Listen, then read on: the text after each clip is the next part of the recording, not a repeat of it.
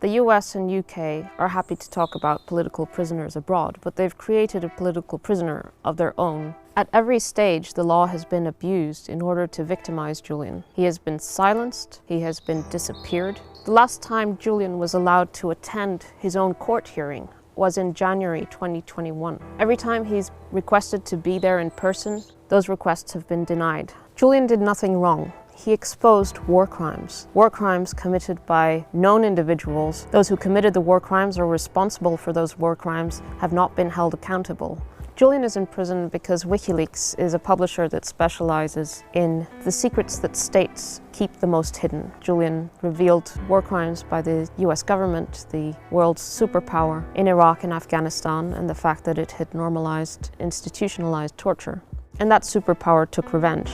The position of the UK right now is that it will extradite a publisher to the country that conspired to murder him. How can the UK government even contemplate the extradition of the man who the US was trying to assassinate? This assassination plot was as revenge for what WikiLeaks had published. The story has over 30 US intelligence officials, including very senior and named, going on record and saying that the US government was actively plotting to assassinate Julian inside the UK. This is incredible. This is a country plotting to assassinate a journalist because of what he has published. This is precisely what the UK government criticizes in other states. Conspiring to murder a journalist is wrong. It's wrong if Russia does it, and it's wrong if the United States does it too. But there's a lot of this story that we still don't know. How much did the UK government know? How far was the UK government willing to go along with the US government's plans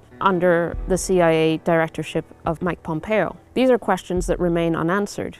The United States government is the only one that has committed crimes here.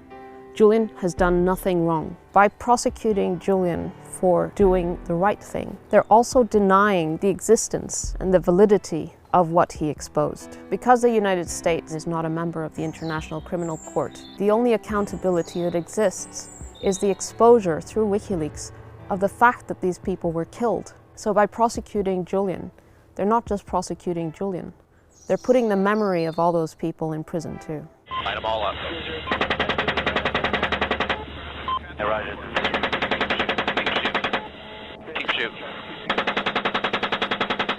There's no question that the information that WikiLeaks published about the Iraq and Afghan wars and Guantanamo Bay was in the public interest. Julian is being prosecuted under the 1917 Espionage Act. That act was enacted during the First World War. US constitutional lawyers have long worried that the broad wording of the Espionage Act would be repurposed in order to go after the press. The Trump administration decided to prosecute Julian and WikiLeaks because the agenda of the Trump administration was to target the press. The US First Amendment is the gold standard globally on press freedom, and the prosecution against Julian is the single greatest attack there has been on the First Amendment, and that is Trump's legacy. My message to Joe Biden is that you are furthering the worst legacy of the Trump administration. Don't let this also be your legacy. Drop this case. If you don't drop this case will be used by future administrations in order to silence dissent, in order to silence the press. This is the most serious attack on press freedom there has ever been. The United States government is saying that any person, anywhere, is bound by the US Espionage Act. This is a completely absurd and dangerous proposition. Julian is not a US citizen. He's an Australian citizen who was working as a journalist in the United Kingdom. He owes no allegiance to the US government. He received information from a source, Chelsea Manning, and he published it. That's all he did. And now the United States is threatening Julian with a life sentence, 175 years. It advances the absurd notion that a country can limit press freedom beyond its borders, that it can crack down on foreign journalists abroad. Imagine if Turkey now uses the same logic that the US has used to say that a British journalist in France should be extradited to Turkey because that journalist exposed some state-sponsored crime of Turkey's, or Saudi Arabia or China. Every journalist should be alarmed about this, because if they can do it to someone as high profile as Julian, then everyone else can suffer the same fate. The fact that people have such a poor understanding about this case is down to the media. It is the media's responsibility to properly report this case, and it has not been properly reported. And that's why the public is so ignorant about it. Now, why has the media reported so poorly about this case? Part of the reason is because Julian is a media critic. He's not just a publisher, but he has been very critical of the way that the media has reported, for example, WikiLeaks publications. WikiLeaks also poses a challenge to the legacy media because the WikiLeaks model is what Julian calls scientific journalism, to publish original source documents alongside the analysis in order to allow the reader to draw their own conclusions, to access the same information that the journalists did in order to assess the material themselves. And that's why WikiLeaks is such an important resource for academics and historians, not just journalists. Because Julian's case is a political case, it's entirely up to the political circumstances what is possible and what is not possible. The case is so outrageous that it should be thrown out. It is also politically dangerous and counterproductive for the United Kingdom. By prosecuting Julian, they lose their ability to claim the moral high ground. The fact the UK is now calling out war crimes in relation to the Ukraine, it follows that the UK should not extradite a publisher who put evidence of war crimes into the public domain. Since the 11th of April 2019, Julian has been inside Belmarsh High Security Prison, which is the harshest prison in the UK, known as Britain's Guantanamo Bay. He's been inside Belmarsh Prison day after day, week after week, month after month, year after year, in a small prison cell on his own for most of the day. His interactions are with prisoners, some of which are dangerous. He is suffering greatly. He suffered a mini stroke in October, and obviously that's a sign that his health is in serious decline. It's also a difficult struggle for him mentally. Julian suffers from clinical depression. He has all his adult life.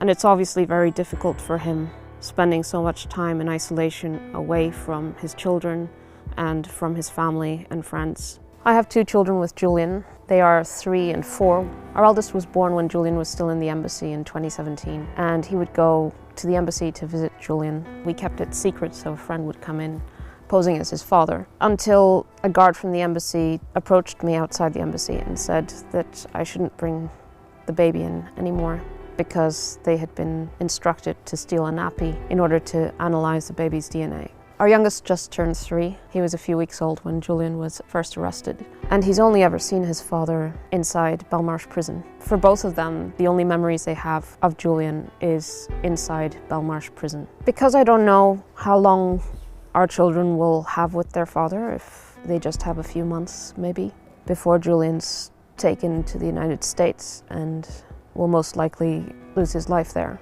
I try to make their experience with their father as enjoyable and light as possible. I don't talk about the fact that we're going to a prison. I've just said that there are bad people that are preventing Julian from coming home, but that he wants to be at home. But obviously when they go into the prison, they experience the prison. They walk past the razor wire, they get sniffed by the sniffer dogs, they have to get searched multiple times going into the prison, inside their mouth and under their feet. So they experience it themselves. But I don't want the experience to be scary or intimidating. So I do my best to make it a normal situation. The only thing that matters to me is to be able to reunite my family again. Julian has been deprived of being able to see his children grow up day to day. All we want is to be a normal family. The fact that he's being deprived from his family for no reason at all, just out of a spiteful, cruel sense of vengeance by the superpower who he exposed, has to come to an end. No one should be treated this way. I ask each of you to help me fight for Julian. Go to don'textraditeassange.com. There's a tab that says Take Action. Take all the actions where it says Take Action. Write to your MP. Come to the protests. There may be a way that you are specially placed to help me free Julian. Please contact me directly. Every person can contribute to help fight for his freedom. Help bring him home. Help reunite Julian with our young children. It is incredibly important that stories that don't get enough airtime in the mainstream media are able to be covered elsewhere. I encourage each person that can afford it to support independent journalists, independent media like Double Down News. So if you can, please support Double Down News on Patreon.